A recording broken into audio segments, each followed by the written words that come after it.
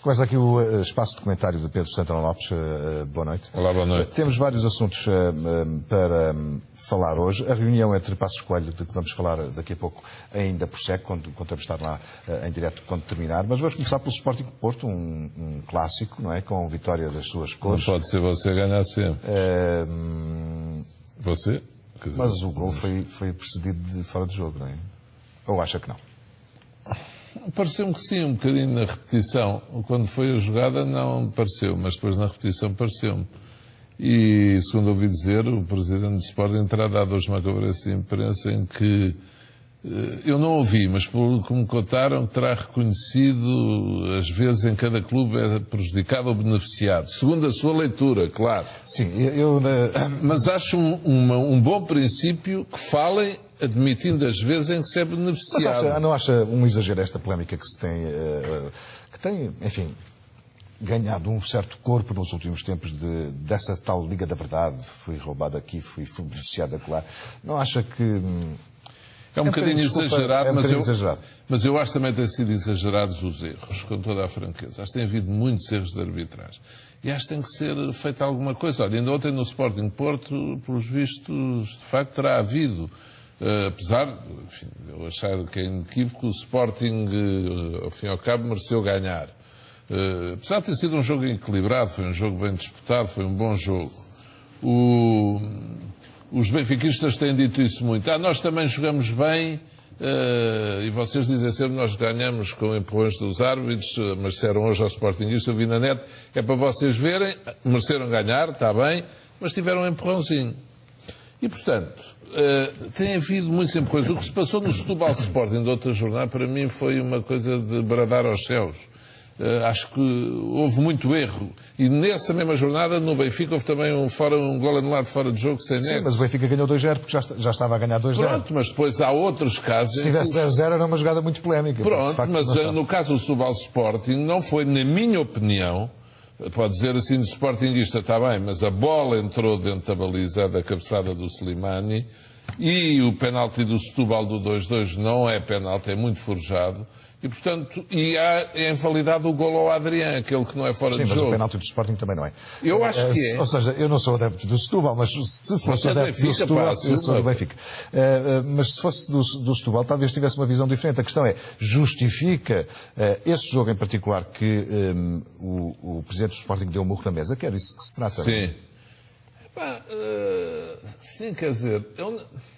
Eu compreendo. Sabe, quando nós já estivemos naquelas funções e fizemos o mesmo, é muito difícil dizer que não estamos de acordo. Eu, quando estive como presidente do Sporting... Acha que é uma questão emocional? Foi pouco tempo. É um tipo de erros. Quer dizer, a altura em que eu fui presidente do Sporting era uma vergonha. Era um escândalo, nem vale a pena falar. Aquilo era uma pouca vergonha. O árbitro nos foi apitar um jogo em casa, tinha passado férias em Copacabana, paga aí por uma agência de viagem. Foi uma época famosa. Caso Calheiros, não é? Exatamente, foi uma época famosa. Mas quem já fez o mesmo, eu compreendo, tipo às tantas, sendo-se prejudicado. E eu acredito que o Sporting seja normalmente mais prejudicado do que beneficiado. Como o Benfica já foi, houve épocas recentes em que o Benfica foi muito prejudicado. Até este ano, no princípio da época, teve vários casos, não é? Pronto, e portanto, o principal que eu acho é que é preciso, de facto, pôr alguma ordem na arbitragem, profissionalizar, acho que foi um bom caminho. Acho cada vez tem que aderir mais àquela ideia que julgo que é aquele jornalista Rui Santos, o grande precursor das tecnologias. Em casos em que é para ser golo ou não, já não digo fora de jogo ou não fora de jogo, a mão ou não mão, agora, se é para ser golo, que as tecnologias ajudem, porque senão, quando não é golo, as pessoas sentem-se mesmo roubadas. Se é golo, aquele do Adrián, imagino. Pois é, a máquina tem que dizer. A questão dessa tese é que não se consegue fazer... O limite, onde é que acaba a máquina ou não, é isso que você está a dizer? Em todos os jogos, quer dizer, isso teríamos que ser... É na primeira divisão, é na primeira, segunda, é só nos jogos profissionais que se põe meios. Ou seja... Eu sei que é complicado. É complicado. É complicado, mas nos jogos... Mas então, se não recorremos às tecnologias, que eu cada vez mais sou adepto, mas pelo menos os dirigentes da arbitragem portuguesa têm que tomar consciência que isto não tem corrido bem. Tal como quando se mudam treinadores, os resultados de um clube não correm bem e tomam-se ali várias medidas internas, também na arbitragem tem que haver algumas consequências que os árbitros já têm. O árbitro que apita muito mal, ficam uns jogos sem apitar. E perde dinheiro com isso, é preciso que as pessoas tenham noção disso. Pronto, porque... e é esse caminho que tem que ser seguido. As pessoas, os erros não podem ficar sem consequências. As consequências não podem ser as de irem lá para a porta do talho dos árbitros, o árbitro tem uns talhos, fazer ameaças de morte. Tem que ser árbitro que erra, tem que ter uns jogos de suspensão, tem de facto ter sanções pecuniárias sobre o profissional, se erra gravemente. E agora, o que não pode acontecer é este sistema que Bruno Carvalho tem denunciado, já muitos denunciaram antes dele, de haver um árbitro que erra bravo e depois vem o relatório do delegado ao jogo que lhe dá uma nota alta, por exemplo. E os relatórios dos delegados, de facto, têm que ser públicos. Há várias coisas que, no sentido da verdade no futebol, que é um caminho que é essencial trilhar. Eu acho que Benfica, Sporting e Porto, os clubes profissionais, devem estar unidos nesse propósito. Ninguém deve querer ganhar com batota. É por isso que é uma delícia ver aquele futebol em Inglaterra e não quer dizer que os árbitros não errem. Mas, erram muitos, porque erram, mas o time não fica com suspeita. Está a ver o que eu digo? Que eles estão feitos com algum dos clubes, porque aquilo é uma pressão tão grande, aquilo são os estádios cheios. Tudo isto, de facto, tem consequências. Alguém dizia ontem, eu estava a ouvir, que este ambiente em torno do Sporting Porto, está bem, que foi o Sporting também criou, um bom bocado, se calhar por isso é que o estádio não estava completamente cheio, porque as pessoas às tantas também têm medo. Portanto, eu não gosto disto, mas devo dizer, quando fui presidente do Sporting, eu chamei tudo ao Sr. Pinto da Costa. Tive que entrar no estado das Antas de segurança, deitado no chão da caminhoneta, protegido por polícia de choque, eu e a equipa. Portanto, isto já lá vem há muitos anos, como ao Benfica lhe acontece o mesmo, e o Porto, se calhar, aqui também lhe acontece. Isso é que é uma tristeza. Agora, que o Sporting ganhou bem, foi um bom jogo, vê-se que o Porto não está forte. Bem, neste momento, quem está forte é o Benfica, que está a ganhar no Funchal, não é? 3-1 ou algo assim. Portanto, agora o Porto vê-se que ficou muito estabilizado, tudo o que se tem passado no Porto. Quaresma, um grande jogador a levar a equipa ao colo, criado nas escolas do Sporting, mas não deu para mais. Muita pena do Elton, que gostei de ver o público do Sporting a aplaudi-lo quando ele saiu, que ele de facto é um profissional fantástico e espero que ele recupere depressa. Profissional e boa pessoa, uma simpatia de pessoa. Boa ideia dele. É uma lesão complicada. Calcanhar daqueles. É o tendão daqueles e que é difícil, o tendão daqueles, muito perdão. provavelmente terá que ser operado. Há pouco falou o presidente do Sporting, Bruno Carvalho. Vamos recuperar um bocadinho dessa conferência de imprensa. Pela imagem, neste momento, parece ainda não haver nenhum fora de jogo. Nesta segunda imagem, o William começa-se a preparar para fazer o passe. Parece, pela imagem, que não há fora de jogo.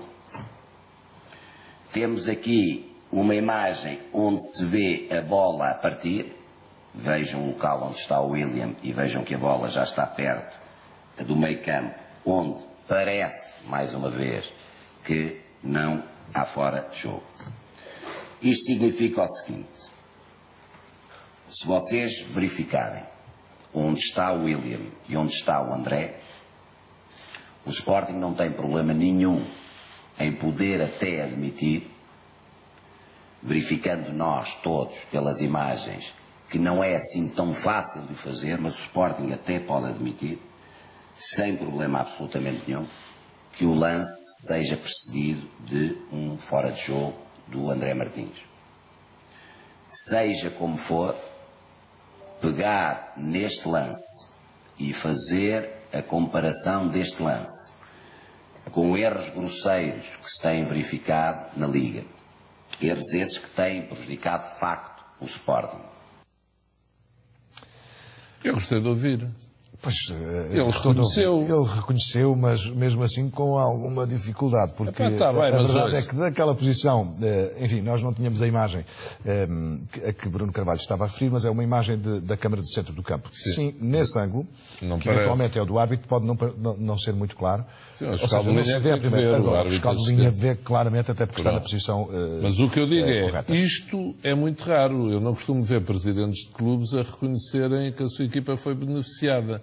E eu devo dizer, eu gosto de ver isto. Eu não vou dizer que é a Sporting, os Sportingistas falam assim, mas o fair play deve ser de todos os clubes, não deve ser só do Sporting ou do Benfica. Eu gostei de ouvir o Bruno de Carvalho, mesmo com custo, porque custa, mas dizer aquilo que disse. Acho que contribui, acho que é pedagógico, acho que contribui para um clima melhor. Dizer assim, olha, hoje fomos beneficiados com o erro, mas é evidente que não foi muito bom para ele. Logo na semana em que fez esta campanha toda, acontecer isto no Sporting Porto. Era melhor ter ganho, e desculpa lá dizer, termos ganho, os Sportinguistas, sem erro nenhum do árbitro assistente todo. Agora, já que houve, que se reconheça. E, portanto, é evidente que eu tenho que ficar a pensar, então e hoje? Não te ajudaram porque estavam feitos? Foi por acaso? Ou foi mais pequeno? Na conversa de café é um bocado isso. É um bocado isso, com certeza que não deu jeito. E todos nós acreditamos, na maior parte dos casos, não hajam por má fé. Agora, não podemos esquecer, mesmo que não seja por motivos menos, ainda mais escuros, às promoções na carreira, aos conluios com o poder internacional do futebol, o poder nacional. Em todas as sociedades humanas há hierarquias, há interesse, há proteções, faz parte da vida. Tem que estar claramente estabelecido o regime sancionatório quando falham e haver o júri que classifica os erros. Grave, muito grave, não grave. Não pode é ficar tudo na mesma e tudo sem perdão. Vamos então falar desta reunião entre Pedro Passos Coelho e António José Seguro, que ainda decorre neste momento, o que quer dizer que estão há cerca de 2 horas em conversa. Eu espero que ainda demore mais. O que quer dizer que há mesmo diálogo. Sim, tem que haver. Quer dizer, e mal seria que um Primeiro-Ministro e um líder da oposição num país como Portugal, com a economia como tem estado, com as decisões que tem para tomar, que se encontrassem, não estando frente a frente, sozinhos os dois há muito tempo, e que não tivessem muito para falar. Eles têm muito para falar, já poderiam politicamente não querer. Ou, não querer, sim. António José Seguro não está interessado em grande conversa quando tem umas eleições à porta, não é? Sim, mas eu julgo que eles dois têm a consciência e têm que ter a consciência de que isto só corre bem para Portugal se houver sinais de que os objetivos são comuns. Não é os meios para chegar aos objetivos. Agora, objetivos no déficit ano, objetivos no ritmo da redução da dívida, um acordo sobre os termos gerais da saída desta fase da assistência externa. Portanto, como o Primeiro-Ministro, como sabemos, vai amanhã a Berlim, ele tinha que levar forçosamente, e António José Seguro também recebeu esses recados, Portugal tinha que chegar lá pela mão do Primeiro-Ministro com uma mensagem a dizer, seja quem for governo, há objetivos nós não discutimos. E é isso que os dois devem estar à procura naquela sala em São Bento. Acredito que lá em cima, na sala ao lado do gabinete mesmo de trabalho do Primeiro-Ministro, então, cá em baixo onde costumam ser as entrevistas do Primeiro-Ministro, a falar à procura do que é que Passos Coelho pode dizer amanhã à Sra. Merkel, que há acordo entre o Governo e o líder do principal partido da oposição. Vamos aguardar com a expectativa. E veja, porque dizemos Sra. Merkel, quando que era natural, quer dizer ao Presidente da Comissão Europeia ou ao Presidente do Conselho Europeu. O poder, de facto, na Europa está em Berlim. Com a hierarquia formal, mas sim com a substancial. Com a substancial, não é o de facto, como se costuma dizer. Esta reunião, na semana passada falamos aqui desta Andámos meses a suplicar andamos por aqui esta várias reunião. vezes, e eu próprio aqui com o Maria de Belém, que está cá às quartas-feiras, insisto muito nesta questão Já do ouvi diálogo. também. E sempre pareceu que não iria acontecer. Sim. Aqui, Pedro Santana Lopes também disse que o Presidente da República estava numa posição não tão forte porque senão conseguiria impor esta reunião, digamos assim, este diálogo. A quem se deve dar a medalha de os dois líderes conseguirem estar neste momento reunidos? Eu acho que os dois. Tal como eu disse, quando eles não se encontravam, 50% das culpas ia para cada um. Eu acho que ambos devem ter a medalha, mas o Presidente da República também deve ter. Porque não tenho dúvida nenhuma de que o Presidente da República, nos bastidores, para além dos apelos públicos que fez tudo para que este encontro acontecesse. E não esqueçamos que o Presidente tem muitos contactos internacionais, como é natural pelas funções que ocupa, quiser-se, tem muitos conhecimentos junto às organizações internacionais que nos assistem, nomeadamente o Fundo Monetário Internacional. é muito bem reputado junto dessas organizações e, portanto, muita informação diplomática vai parar ao Palácio de Belém, para além de ir parar a São Bento e alguma ao líder da oposição. Cavaco Silva, tal como eu disse que o facto destes encontros não terem acontecido mais cedo era um sinal de que o Presidente, coitado, não tinha mais força porque os seus mandatos não têm sido fáceis, eu acho que esta reunião é também um bom sinal para Cavaco Silva, porque ele se tem empenhado muito em que ela aconteça. Não vou dizer que o mérito principal é de Passos Coelho ter sido ele a escrever a carta a Seguro, com toda a franqueza, acho que há mérito dos dois, porque não é fácil para António José Seguro, nesta altura, há 2 meses de eleições, ir sentar-se a falar com o Primeiro-Ministro de um governo que tem tomado tantas medidas tem muita de austeridade. gente dentro do partido que não odeia quer essa ideia sequer. Mas eu devo dizer falar dela, não é? que eu acho que é bom para António José Seguro. António José Seguro só ganha, eu vou-lhe quase dizer assim, cada vez que ele entra em São Bento marca pontos. Porque é sinal que ele mostra aos portugueses que pode estar próximo de um dia lá chegar por direito próprio. Quanto menos vezes ele entrar em São Bento, mais distante está das funções de Primeiro-Ministro. Eu não tenho dúvida nenhuma sobre isto. Se eu fosse conselheiro de António José Seguro, diria, cada vez que ele é convidado a uma reunião com o Primeiro-Ministro, vai. Ou mesmo que não seja que ele a propusesse. Porque cada vez que ele vai lá e demonstra que está a tratar de assunto de Estado, ele marca pontos. E, portanto, acho que António José Seguro faz muito bem, e eu, como português, gostava de ter agradecido mais cedo, mas agradeço aos 2 líderes e ao Presidente da República os esforços feitos para se juntarem. E aqui não esquece Paulo Portas, que tem procurado, com as suas atitudes e as suas palavras, dar também um contributo para este clima de diálogo. É indispensável. Os indicadores económicos continuam a dar-nos boas notícias, mas podem ser melhores os juros da dívida, como foi dito, e para além dos juros, o investimento, a criação de emprego, o consumo privado, mas principalmente o investimento externo, o investimento interno, o financiamento bancário. Tudo isso pode ser melhor se os líderes falarem. E como eu tenho dito, não se perde nada se mesmo os líderes do Partido Comunista, principalmente, mas também os 2 do Bloco, que se sentaram agora à mesa para discutir os investimentos em obras, se conversarem sobre Portugal. Conversarem. Quem é dirigente máximo de um partido tem a obrigação, quando o seu país está em crise, de sentar à mesa com os outros e apurar aquilo em concorda e aquilo em discorda. Tem essa obrigação básica, é um dever patriota, aliás, devia estar na lei. Quase devia estar na lei, que estão proibidos de não falarem e que têm a obrigação de falar. O diálogo parece estar aqui, neste caso, reaberto, mas também com os parceiros sociais, porque a CGTP, também a UGT, também a CIP, disseram que vão responder positivamente ao convite do Primeiro-Ministro, que quer falar com eles sobre o salário mínimo, mas não só sobre o período pós-Troika que... Muito bem, essa notícia do salário mínimo também é uma boa notícia. Aliás, os parceiros sociais têm se esforçado por isso, todos eles, o GT... Ouça, todos temos que admirar. Eu ainda tentava ouvir o Manuel Carlos, o líder da CGTP, que às vezes já foi criticado por poucas adesões. Eu tenho que louvar a persistência dele. Ele, semana sim, ele faz uma manifestação, convoca, promove, discursa, tem feito um esforço extraordinário na defesa dos seus pontos de vista. E dos pontos de vista dos sindicatos que ele lidera e representa e que a CGTP mais congrega.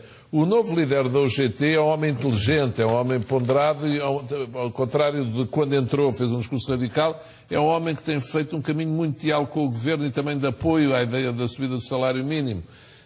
E, portanto, o Presidente da CIP...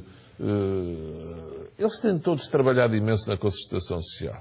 E, de facto, era aqui o bloqueio entre o Primeiro-Ministro e o líder da oposição que impedia também, que é natural que seja entre os dois, são os 2 maiores líderes dos 2 maiores partidos, se há bloqueio é entre eles, não é entre os outros. Entre os outros não vale a pena falar. Agora, esperemos que eles, olha, se ficarem lá 5 horas, eu por mim fico contente. Mais de 2 horas, pelo menos, já vai, de certeza. Que nos deem um jantarinho pelo meio, que é para não faltar energias. Vamos seguir em frente, temos mais ainda 10 minutos neste seu comentário. Vamos falar da entrevista que deu ao público este domingo. Sim. É uma longa entrevista. Eu destaco 2 coisas, mas antes de falar sobre as suas condições para ir correr para Belém ou não, a dado momento diz que José Sócrates foi um governante com visão. Acha que os portugueses estão a ser injustos com Sócrates, de algum modo? Não, vamos ver. Eu vi, é muito engraçado, um jornal, uma pessoa dá uma entrevista, o jornal põe esse título, que aliás vem na primeira página, a minha fotografia, a dizer o Sócrates foi um primeiro-ministro com visão. E depois vejo a blogosfera dizer assim, quer caçar votos, andar a dizer... Bem, eu, em 2008, dei uma entrevista, foi manchete do Diário de Notícias, eu sou o José Sócrates. José Sócrates é um primeiro-ministro que toma decisões corajosas. Eu digo isto de Sócrates desde que ele me substituiu. Hoje em dia digo o quê? Porque já há tempo a fazer algum balanço das decisões dele. O que é que eu digo na entrevista? Que ele teve visão onde? Porque eu sou um grande adversário de José Sócrates e virjo muitas políticas dele. Agora, nas novas tecnologias, na modernização administrativa, os simplex, novas tecnologias, a fibra óptica, a banda larga, que levou a muitas regiões do país. Portugal é um país hoje em dia que está no topo. Não se deve só a ele, deve-se às empresas portuguesas, à PT. Mas José Sócrates foi um primeiro-ministro que puxou muito por isso. Na modernização administrativa, também, eu tenho que reconhecer, e na investigação científica, onde José Sócrates apoiou e muito o seu ministro Mariano Gago. Cada governo tem os seus pontos fortes e fracos. O facto de eu ser um grande adversário de José Sócrates, não simpatizar minimamente com o estilo dele, detestar algumas das opções que ele tomou, nomeadamente em relação ao encerramento de vários equipamentos pelo país fora, a maneira de ser dele a relacionar-se com os líderes políticos, com os outros, enfim, a sua arrogância, isso não me impede de reconhecer os seus méritos. Eu acho que ele, nomeadamente nestas áreas, fez bem a Portugal. E fez tanto bem que o Governo ainda recentemente adotou várias medidas de modernização administrativa e houve quem lhe quisesse chamar o Simplex 2.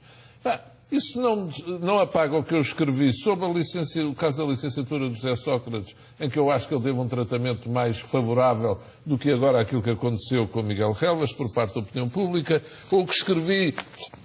Olha, hoje alguém na blogosfera ontem lembrava o que eu escrevi, que eu já nem me lembrava, quando José Sócrates foi apanhado a fumar num avião depois do inspetor da ASAI se demitir. Lembra-se, eu disse que achava que ele deviam pedir desculpas. O facto de uma pessoa reconhecer méritos a outra não significa que acho que a outra é uma santa. Não! Fez coisas bem feitas. Mas e o que pode-se entender, de facto, que está a piscar o olho à esquerda. Porque então já anda a piscar a uma data de anos, que eu digo isto de José Sócrates há uma data de tempo. A questão é, nesta entrevista também diz a determinado, isso faz título, não é? Sim. Diz, ainda bem que, se me vai falar desse título, ainda bem. Em abstrato posso ter condições para Belém. Em abstrato. Isto é o que se chama deixar a porta aberta para poder... Eu compreendo quem leia pense isso. Só que essa entrevista, só para dizer às pessoas para tentar, isto é perigosíssimo e eu, de facto, não aprendo, nem de ter 80 anos e não aprendo, tenho que dizer assim, olha, eu dou uma entrevista só de meia hora. Essa entrevista demorou 2 horas e um quarto. E depois os jornalistas normalmente têm que compactar, para ficar em 4 páginas, escolhem umas partes e outras não. Aí fala-se das condições que eu digo abstratas. E depois há uma parte que não vem, que eu digo, em concreto, eu não tenho condições por aquilo que lhe tenho dito aqui semana após semana. É muito difícil eu poder ser. Agora, continuo a dizer, e isso é dizer sempre, que já aprendi, isso aprendi com 57 anos, a não dizer nunca. Agora, em concreto, pela minha vida profissional, principalmente pelas responsabilidades que tenho, conjugado com a idade que eu tenho, aos 40, um tipo pode dizer assim, olha, eu vou ali fazer este percurso de 5 anos, ou seja o que for, e depois volto à minha vida profissional. Aos 57 ou 58, você não pode fazer isso. Quem me dera, mas não pode. E eu não sou rico. Estou há 30 anos, ora sim, ora não, na vida política, nunca enriqueci. Graças a Deus. E, portanto, tenho mesmo que trabalhar. E como tenho que trabalhar, não posso, aos 50 e muitos anos, ir para um processo político que me pode causar, de facto, sérios prejuízos sem retrocesso. Porque eu tenho 5 filhos, tenho responsabilidades familiares e gostava... Mas isso tudo são justificações. São coisas que nós temos que ponderar. Realmente eu já lhe disse isso. Já. Pronto. Portanto, essas são as abstratas. Mesmo assim mantém a porta aberta. Gostava de ser Presidente um dia?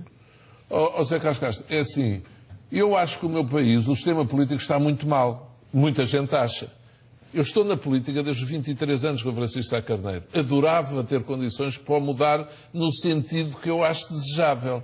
Maior estabilidade, maior governabilidade, maior proximidade das pessoas, menos desigualdades no território. E o que eu digo das condições abstratas é, eu já estive anos na cultura, já estive no desporto, estive no poder local, como Presidente de Câmara, como vereador da oposição, estive no Parlamento Europeu, nas misericórdias, estive como Primeiro-Ministro.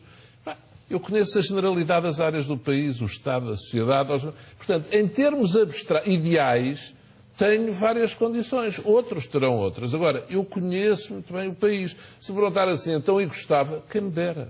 Mas, quer dizer, é praticamente impossível. Portanto, o meu projeto de vida, neste momento, em termos de funções não privadas, se quiser, não da minha vida profissional, é continuar a trabalhar na Misericórdia, que me realiza fantasticamente. Se houvesse uma situação excepcional, imagino, Marcelo Rebelo de Sousa não ir, Durão Barroso não ir, ninguém ir, e haver, como é que lhe ia dizer, uma oportunidade de fazer aquilo que considero que era muito bom para o meu país, nomeadamente ajudar a essa mudança do sistema político, da lei eleitoral, haver menos deputados na Assembleia da República, criar-se uma segunda Câmara, aceitar para o Presidente a limitação dos poderes, ou seja, quando há maioria na Assembleia, o Presidente não poder dissolver o Parlamento, criar outra relação entre tribunais e, por exemplo, poder político e comunicação social, são papéis que eu acho que o Presidente tem de desempenhar.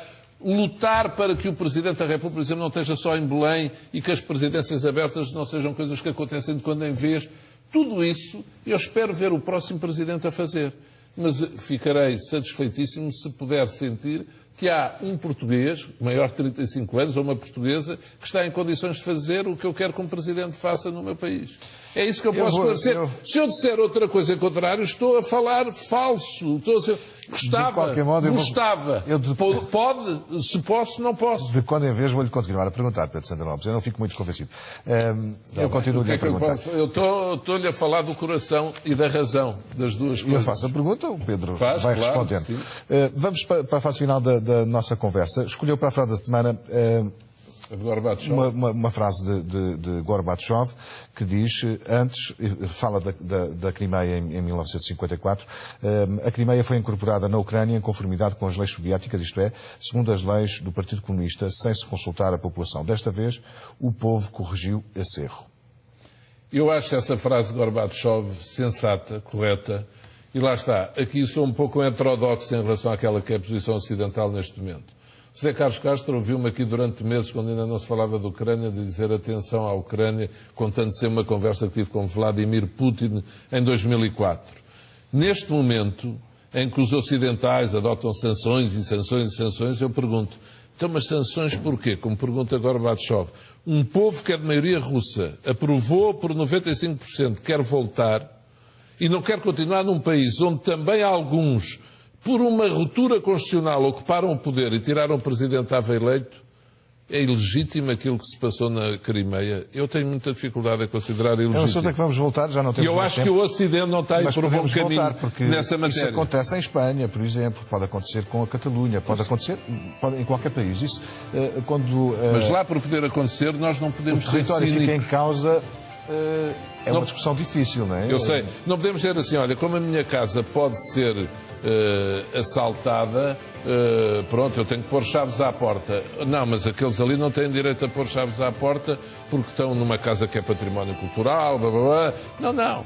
Desculpe, eles têm que ter os mesmos direitos que nós. Então, nós não queremos referendo na Catalunha, por isso um povo do lado de lá que quer votar, votou e quer voltar ao país. Atenção, porque eles são russos.